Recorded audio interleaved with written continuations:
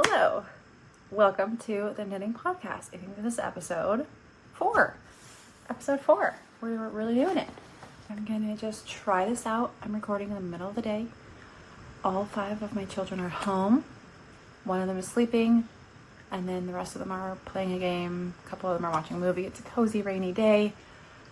I've never tried to record a knitting podcast with them here and like awake, but it's been so cloudy and like dark lately that I don't think I can do it at my normal time anymore. So I'm going to just try this out. We might be interrupted. You might hear some extra noises. This is just how it's gonna have to be for today. This is my life. We did homeschooling this morning. They go to school Tuesdays and Thursdays, my big 3, and then we do homeschool Monday, Wednesday, Friday. Great situation, perfect setup for us. We love it so much. So today it was a very homeschool heavy day. We had a lot of work to get done. We did spelling pre-tests. We did multiplying fractions. We did some grammar. We did math. We did some other language arts. So it was just a lot to get done today. Anyways, so they're here. You might hear some noises. They are kids. This is their house. That's just how it is for this episode at least. And I'm hoping I can record at my normal time later, but it's been like 2 weeks since I posted a podcast episode, and I want to have these be a little bit more consistent. So anyways, that's just what's happening for today. So today I'm just gonna it's probably gonna be a shorter video than normal. I'm just gonna talk through my finished objects, my whips, and yarn acquisitions, and then just some future project plans. Just very basic update, and it hopefully won't be super long. So let's get into it. First, if you follow me on any sort of social media, you have seen probably multiple posts about this, my finished object. I finished my Lakes pullover last week, and she is just beautiful.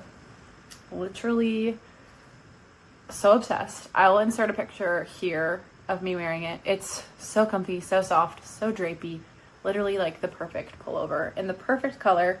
The yarn is Blue Sky Fibers woolstok. The color is Golden Meadows, and I have a ball of it right here. I believe that I bought 8 balls, and 8 of the 50-gram balls, and I used all but 1. I either bought 8 or 7. So I don't know if that's helpful. I wish I was more meticulous with my like notes and stuff, but I don't keep track of like how many I'm using. I just like grab the next one and start using it. So I believe that I used either 6 or 7 balls, and I have one full one left and part of another one. It is 100% fine Highland wool, and it is Peruvian wool, made in Peru. The gauge is 5 to 6 stitches per inch, so 20 to 24 per 4 inches, and it is just a beautiful heathered green. It is like my ideal green. This is like my power color. I really love it. It created the perfect garment. I did size down on needle size. I believe the Lakes pullover calls for a thicker yarn, and it calls for 5mm needles, I believe. You might have to fact check me on that, but I sized down to 4.5mm needles to meet gauge, and I also did want it to be more of a tighter weave. It was a little bit loose when I did it on the 5mm needles, and it worked out perfectly.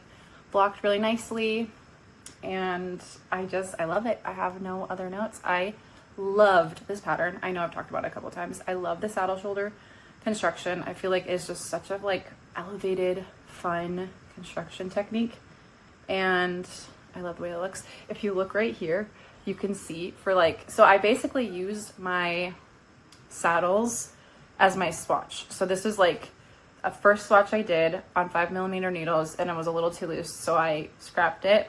Second one, I was like, maybe I sized down on needles and I add a mohair. So I added Isager mohair. It's kind of like a minty green for just those first 2 rows, and I was like, immediately no. And I just like omitted the mohair for the rest of it. So I have like this fun little stripe of like minty mohair addition there.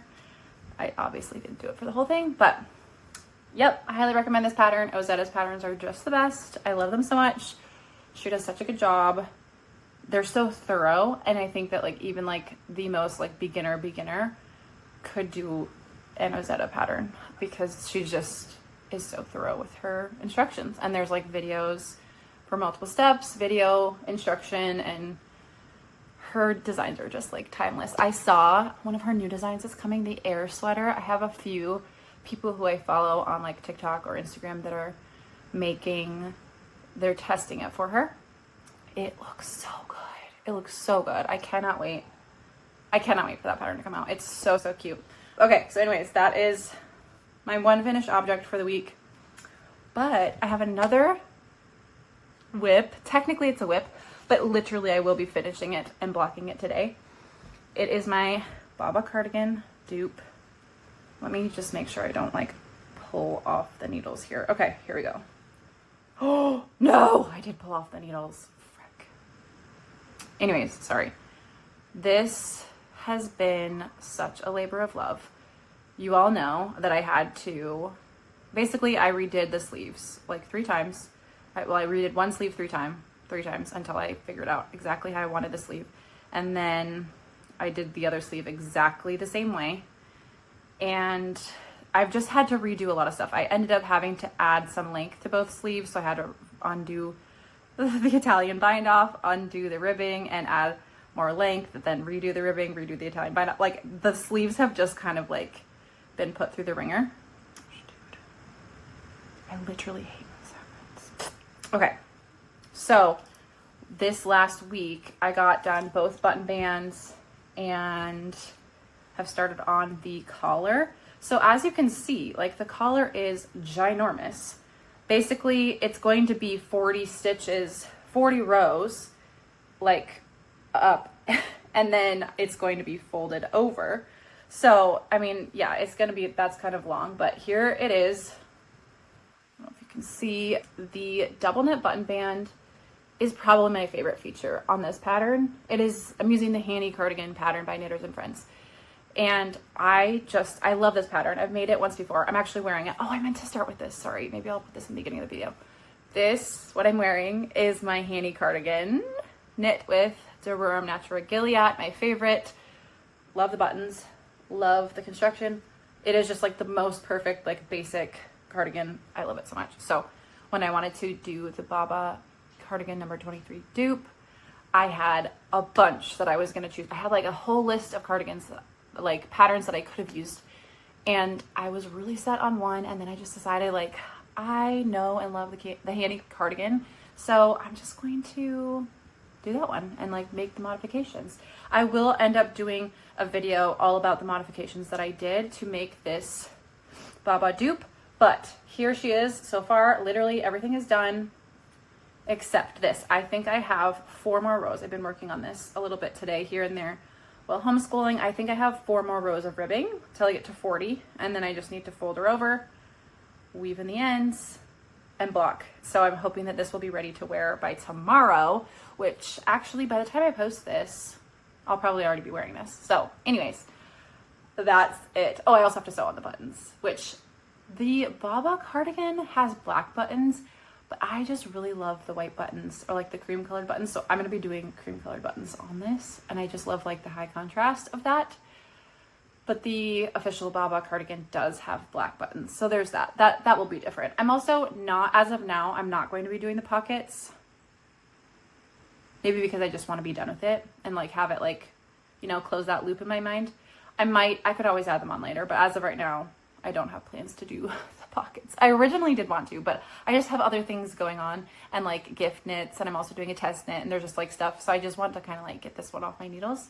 So yeah, next time you see me, I will probably be wearing her. I am so excited. It's beautiful. Okay, I did not mention it yet, but the yarn that I'm using is 2 strands of Isager tweed and 1 strand of Isager mohair. This is the only mohair that I can tolerate next to my skin. It is very, very soft. It is like cotton candy soft. I really like it. I also had, this is kind of like a tangent, but just talking about like fibers, the different fibers that you can knit with and stuff, and like sensitivity and all that. I had kind of an epiphany. I was watching someone here on YouTube. I cannot remember who it was. I watch a lot of YouTube, like knitting podcasts on YouTube. Cannot remember who it was. So if this was you, I really apologize. I would love to give you credit. But someone was talking about the difference between like something that's like scratchy and like irritating and something that's like rough, and how there are different like sensitivities. And it really kind of helped me realize that like what I actually am sensitive to is not really like rustic wool, but more like mohair and things that are really fuzzy, like not this one. I don't really buy much mohair anymore because I just don't add it to my sweaters for the most part, besides this one. But it's a lot of like the fuzzy yarns, like some alpaca yarns, almost all mohair. I just like cannot do it. It's like the fuzzy, like fibery, prickly yarns that I can't do. But, and I'll share my other whip that I have with you, another one. This is going to be a lace v-neck pullover. I've just started this last week. And this yarn is Briggs and Little Heritage. And if you've ever worked with it, you know that it is a very rustic, very rough wool. There is nothing really soft about this at all. And it does make kind of like a stiffer garment. I believe that's the word that I want to use. Yeah, it is more of like a stiffer garment than like this. This is very drapey. This is 100% Peruvian Highland wool. And this is, oh gosh, I wish I had the tag. I believe it's a Shetland. Oh, I might be wrong. But it is very much like a woolly, rustic yarn. But at the same time, like, it doesn't irritate me at all. Like, I'm holding it against my neck. And I know that this is different when you're actually wearing it. It might irritate me. But holding this up against my neck, it does not feel like annoying or like a sensory thing at all to me. Same with like Peer Gynt, if you've ever used that, or like Isager Jensen. They are rustic and definitely like woolly and kind of got like that sticky wooliness, but they're not like, I'm not sensitive to yarns like that. I'm more sensitive to like the ones that have like fibers like fluffing out, you know, like the fluffy fuzzy yarns, which I'm like, okay, this is a good thing to know. This is good to figure out what I should stay away from and what I could actually maybe branch out more into, because I love knitting with these like more rustic yarns. I loved my projects that I've done in Peer Gynt, loved them so much. I really love Peer Gynt. So that's just like something to note. There's so many like differences in different fibers and different brands, and even like the same exact fiber but spun a different way or processed a different way. Like it could feel totally different, you know? I thought that this, like based on how this like feels and wears, this, if I didn't know that it was wool, like 100% Peruvian Highland wool, I would have thought that there was at least like 50% like alpaca or like 40% alpaca in this because of how it drapes. But like, and that just goes to show like Ficulana Peruvian is the same, like basically it's Peruvian Highland wool. And that yarn acts a lot different than this yarn. So different brands do things differently, spin them, process them differently. You know, it's just so interesting how like the same exact fiber can be so different depending on who's processing it, or, you know. Anyways, I am just, kind of nerding out about the different fibers because I really loved having like this realization where I'm like, I can probably branch out into the more like stickier, rustic wools, because this is really like, I'm also planning to wear this over top of like tees and stuff. So there's that. I mean, it is definitely not as like wearable as like this gilliatt. The gilliatt is super soft. Like I'm wearing this against my skin. I have like a tank top on, but it's against my skin and like all the areas like around my neck, this area where it's the most sensitive. So anyways, just exciting to be, I don't know, kind of thinking about branching out. And I really, really do love this yarn, Briggs and Little Heritage. I believe the color is royal blue. It is the literal perfect, like striking cobalt blue. I love it so much. I've been wanting a sweater in this color for a while. So I'm doing the Lakes V pullover by Ozetta. I just am obsessed with the Lakes construction. So I'm doing a V-neck. I want this to have like babaa vibes. And this like sturdy wool is definitely going to give like the babaa vibes. So there's that. And I will also say that Briggs & Little Heritage, it's a Canadian brand, and it's also very affordable. Like, I believe each skein of this was less than $9. And let me see. Okay, I have the tag here. Let me see. I ordered from the Woolery, which I think is a US brand. Yeah, the Woolery. Oh, this sticker is covering up the info here. Let's see. It just says 100% pure wool. It's 2-ply. And this is 215 yards. So 5 of these, like, you can basically make a sweater for $40 or less, you know? If they're $9, let's say, because I believe it was like $8.75 or $8.95 or something. $9 each. And I bought 5 or 6 of them. And yeah, so $45. That's pretty good. That's pretty good. And it's like 100%. It's really good quality. So anyways, some of you might remember I was knitting the tailor vest as another babaa dupe, the babaa vest number 75 dupe that I want to make. And I was knitting it in gilliatt, and I just realized I basically got the top back panel done, and I realized this is too soft. I need it to be sturdier. So I actually ordered some more Briggs & Little Heritage in like a gray, like a woolly, you know, like gray beige color to do that in. So that one's on hold for now because I'm like, I can just tell it's not going to be what I want. So I need it to be sturdier, not so drapey. And I'm going to use the gilliatt for something else, which is a treat because it's my favorite yarn. Okay, anyways, that's it for Briggs & Little. Highly recommend. I really love it so far. Love it so much. Highly recommend. It's just like a great quality yarn and like pretty affordable. So love that. Okay, I have, what do I want to talk about now? Okay, I will share about the test knit that I'm doing. So I do have other whips, but I haven't really made progress on anything because I have really been trying to get my Lakes pullover and then my hanni cardigan done because I am test knitting for Lily Kate Makes. I talked about this last week. Oh, I don't have any pictures of the actual cardigan on here, but it is the Wilde cardigan by Lily Kate Makes, and it is in testing right now. Last week or 2 weeks ago, there was a whole debacle with my yarn. It got lost in Puerto Rico for like 2 weeks. Like the yarn that I ordered for it literally just came a couple days ago. So the yarn that I'm using is the recommended yarn. It's Wool Dreamers Mota, which is another one that I feel like is pretty like sturdy and a little bit rustic. Not as rustic as Heritage by Briggs & Little, but it is, yeah, it's got that sturdiness. It's got that little bit of stickiness, but I feel like it's still pretty soft. Like I want to say it's a good mix between Heritage and Gilliatt. Like it's in between there as far as like the rusticness is, but it's like a bouncy, yeah, it's a really good yarn. So the whole story with this. So I had a sweater's quantity of this red, Wool Dreamer Mota.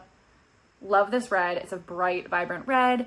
And so I ended up making my swatch out of it just to make sure that I could meet gauge and whatever. There's the swatch. I showed this last week. But I was like, I don't want to do a sweater in this bright red. Like I don't want to do a cabled sweater in this bright red. And so I ordered green, which the photo of this on the website where I ordered it, which I don't even remember the website that I ordered it, so I couldn't even tell you, but I'd have to look. The photo of this specific color looked a lot more minty, sagey green, a lot lighter. This is definitely more like dark sage or like olivey almost. So it's just a very different color than I wanted originally. And so when it came, I just decided I'm just going to go for it with the red and have like a bright red cable cardigan. So it's an all over cable cardigan and it is raglan construction, which is cool. Yeah. So anyways, I have started that.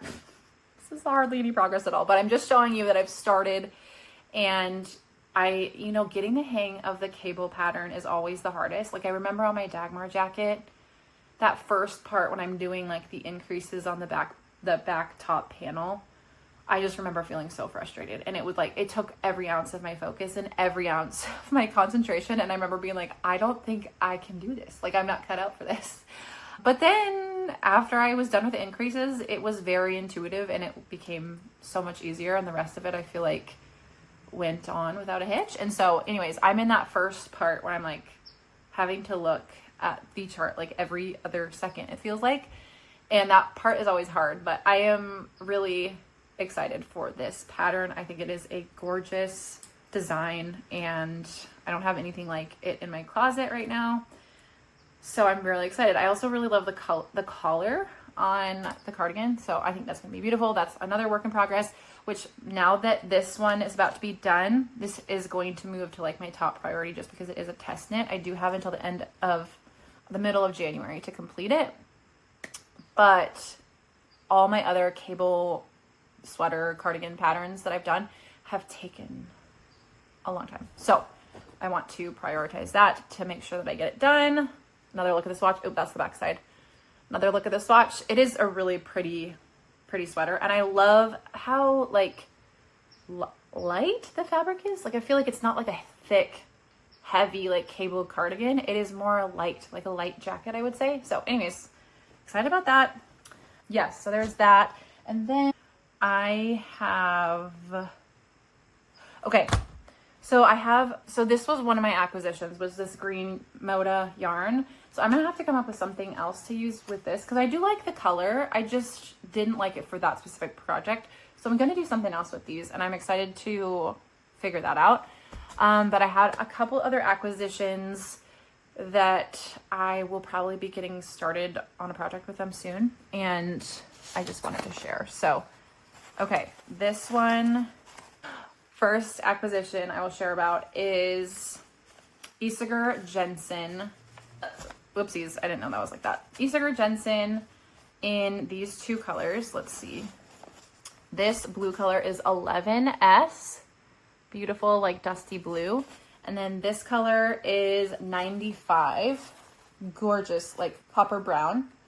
And I'm going to do the lumme pullover with these two together. This will be the main color, and this will be the contrast color for the color work. If you've never heard of the lumme pullover, it is a gorgeous color work sweater. It's a circular yoke, and the color work goes to about here. I'll share a photo of it here. I was really set on knitting myself a Christmas sweater. I was like really set on that. I've seen like a couple people on Instagram and TikTok sharing like a roundup of different Christmas sweater patterns or patterns you could use to make a Christmas sweater or whatever. So I was like, yeah, I'm gonna do that. That sounds good. But then I was like, I don't really want a sweater that can only be worn at like one time of the year, you know? Like maybe it would be nice eventually if like I could make my whole family matching sweaters or coordinating sweaters or something, but I'm like, I don't know. I just don't really want something that is like in Christmas colors so that I'm only going to wear it at Christmas time. And I know that I could just do like I'm doing the red cable cardigan. I could do the wild cardigan. That could be my Christmas sweater for sure. But I'm going to be wearing that throughout the year, you know, because I love red. Anyways, so I was like researching, and I was thinking about doing the lumme pullover as a Christmas sweater. And then I was trying to find out a color combination, and I didn't want to do white and red. I didn't want to do white and green or like cream and green. I didn't want to do green and red because I do not like green and red together. But then I just kind of like got really attached to this combination. And I will say I did originally really want like a burgundy, more of like a burgundy for this part, for the main part, and then do the blue as the contrast. But I settled on this brown and this blue, and I think it's going to be great. I'm really excited to do it. I have not attempted color work since my porcelain sweater travesty. So I don't know. And again, I don't really know when I'm going to start this project because I do have stuff that I need to complete ahead of time. I do still also have my Freya sweater and my Olga sweater that I would like to complete in the near future. I mean, I'm not putting out on any sort of timeline, but I would like to complete them. I mean, I did start them, and I would like to complete them so that I can wear them. So anyways, I don't know when I will be making this lumme pullover, but this will be happening eventually. And I love these colors so much. yarn is Isager Jensen, which is a favorite for me. And then another acquisition, which actually this acquisition is quite old. It is a couple months old because when I ordered it, it was like some sort of sale. It's from Knit Picks. It's Wool of the Andes tweed. This like creamy beigey tweed color. Really love all things tweed. You probably know this about me by now. I ordered this, I think like 2 months ago. And then I had made a comment about it in one of my videos or something. I don't know. I don't remember if it was on here or if it was on TikTok. But someone just said, just a heads up about Knit Picks. Like you might want to freeze your yarn, you know, when you get it to your house, because people have been saying that there have been like bugs in Knit Picks yarn and stuff. I'm like, we literally had fleas in our house from our dogs, and we like finally got rid of the fleas. I'm like, I can't even like take a risk here. It might just be a rumor, but I can't even risk it. So anyways, this and the other yarn I got from Knit Picks was sitting in my freezer for like a month. Yeah. And then my husband like opened up the freezer and he was like, she's gone bad. He was like, what is happening? Anyways, this is going to be, which I didn't actually have any sweater in mind when I ordered this. I just knew I want some sort of basic speckly beigey pullover. And so I didn't really have a pattern in mind, but the Ray sweater just was released a week or two ago. The Ray sweater by Knitworks, I believe. And it is just a beautiful construction. I love the like kind of mock neck. I love the way the ribbing goes like around the shoulder and down the sides. I just think it is such a like elevated version of like a basic sweater. And so I've decided to make that with this. I have not made a gauge swatch or anything like that, so I don't know if this is the exact perfect yarn for that. I'm gonna have to make sure, but that is the loose plan as of now. There's also another sweater that I do really want to do. It is called the Roomy Raglan by Jules. She is a TikTok friend, and it is a completely free pattern on Ravelry. It's called the Roomy Raglan. She wanted to basically make kind of like a babaa dupe. And so she made this pattern and she made it free for everyone. But the yarn that pattern calls for is quite thick. It calls for a strand of Cascade ecological wool. Wow, that completely escaped my brain there for a second. Cascade ecological wool held with woolstok. So it is a pretty bulky, it's either bulky or super bulky yarn weight for that free pattern. So I would love to make that too. And since I'm not using this for, I have another whip. Oh my gosh, you guys, I completely forgot. Since I'm not using this for my levitate wrap, which is literally sitting right here, I don't know how I could have forgotten it. I'm thinking about maybe making the Roomy Raglan with this and holding something else with it. I'm not really positive. I would love to do kind of like a marled effect with this in like some sort of contrast color, maybe like a cream or like a tan or something. So yeah, we'll see what comes of that. But I highly recommend checking out the Roomy Raglan. Jules is the best, and I love that she just like came up with a pattern for this. It's so cool. Okay, sorry, this is all so chaotic and out of order. So that was my acquisitions and my sort of future plans. Forgot to share my levitate wrap. There's something happening out there. I will have to check on that in a moment. Here's some banging. Okay, so this is the levitate wrap by My Favorite Things Knitwear. I have made some really good progress on this. My gosh, I'm so proud. I am almost done with all of the body. I'm really close to being done with the body. I think I have, let's see, I have 3 more increase rows to do on the body, and then the body will be done. It is a beautiful wrap pattern. There is a buttload of double knitting on it, so that's going to take a hot minute, but really love this pattern. I'm really loving the knit along. I'm actually not really participating a ton in the Discord channel, but it's just fun to knit something knowing other people are also knitting it. My front door just opened, so hold on a second.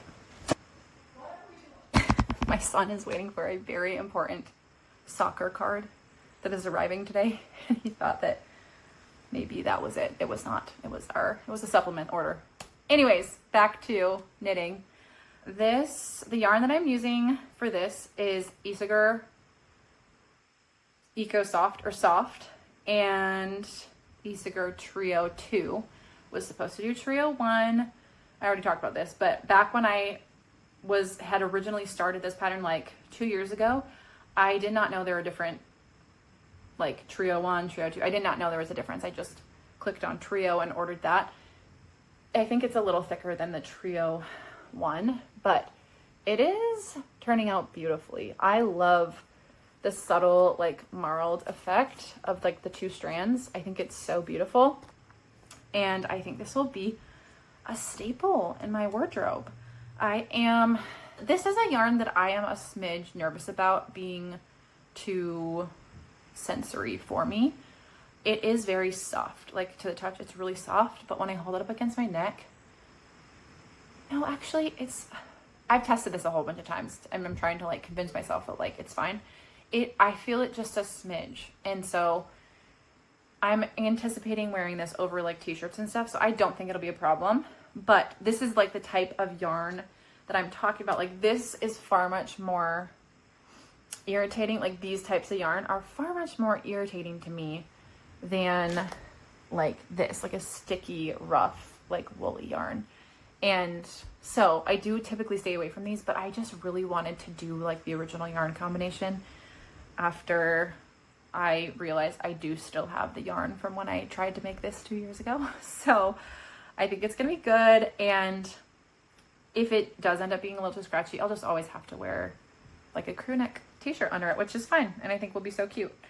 So there is that, but this is just so plush and like fluffy and like cozy. So I'm really excited to be done with the body and start on the double knitting.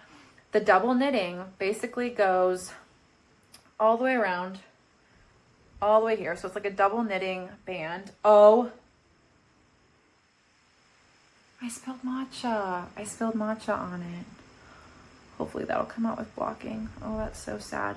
I had a moment when I was knitting this. I like took a drink of my matcha and then I went to set it on the table that was next to me and I completely missed the table and it fell. The bottom of my glass completely like the circular bottom completely just separated and the matcha splashed everywhere. I didn't think that I got it on my knitting, but I did. Oh, that's sad. I'm sure that it'll come out when I block it, when I soak it. But anyways, so the double knitting goes all the way around the whole like front of the wrap. And then it also is like the two straps that you tie in a bow. It's double knitting the whole way, which double knitting, I love it. Love the way it looks, but it is a labor of love. It really is. It takes a little bit longer but the result is so worth it. It's so beautiful. So anyways, there's my levitate wrap. And I think that's all I've got for you. The last thing that I want to share is not really knitting related, but it is like hands related. So this feels so dumb to talk about on like a knitting podcast, but since I have been like really like back into knitting the last year and a half, I would say is when I really got back into it. I have really enjoyed having my nails done, and I do not ever go get my nails done at like a salon ever. The last time I went was 2 years ago for my now, well, I guess it was a year and a half ago, for my now 6-year-old's 5-year-old birthday. We went and got our nails done. That was the last time I've got my nails done like professionally, but I just always really love having my nails done, especially when I'm knitting and I'm looking at my hands often, and it just makes me feel like another level put together. I don't know. I just really like it. And I love doing fun colors, and I really like doing them myself. So I originally was doing a gel set. I just got like a cheap gel lamp off of Amazon and bought some, like a little pack of like gel polishes, and was doing that for a while. But my husband was really concerned about the lamp. He just was concerned. He's like, I just don't want you to like be harming yourself. And I've read things about that and I just am nervous. And so I decided to look into dip instead. And I've also heard like better things about dip nails. Anyways, so now I basically do my own dip nails at home, acrylic dip. And I am so obsessed with them. Like I love the process. I do it every weekend. And I love the whole process of like, I just love it. It's so fun. So I use Dipwell is the brand. and I just bought their like starter set or whatever, and it comes with like the base powder. It comes with like all the liquids that you need and a big informational card on how to do it. And it is a learning curve for sure. I would say that like if you're getting into doing your own nails at home with dip, the main issue that people have is not prepping their nails enough, and the nails will like pop off, like the acrylic nails that you're basically creating. Like it basically creates like a fake nail on top of your nail. Whereas like with gel, it can like chip and like little pieces of it can fall off. And you can eventually, like if you get those drops, you can kind of like peel gel off and it's like peelable. But with dip, you're essentially creating nails on top of your nails by like dipping them, like putting the liquid on, dipping them into powder, and then solidifying it with the next liquid and sealing it. So the issue with that is that like if you don't prep your nails, if you don't clean them good enough, if you do not push your cuticles back well enough, whatever, if you don't prep adequately, then they could pop off, you know, within a couple of days. And then the other issue with them is getting them off, which I don't know of a good way to get them off. I'm just going to say that. Don't ask me. I'm not the one, because I literally will just kind of try to like pry them off, which I don't think is the best. But I think that like the way that they do it in salons is they have like those little sanders, which I actually do have those, so I could remove them like that. And I think that's probably a little bit better for your nails. But anyways, I just kind of like pop them off. Usually after about a week, there's a couple of them that are, you know, like I could push on them and they're kind of coming up on one end and I could easily pop them off.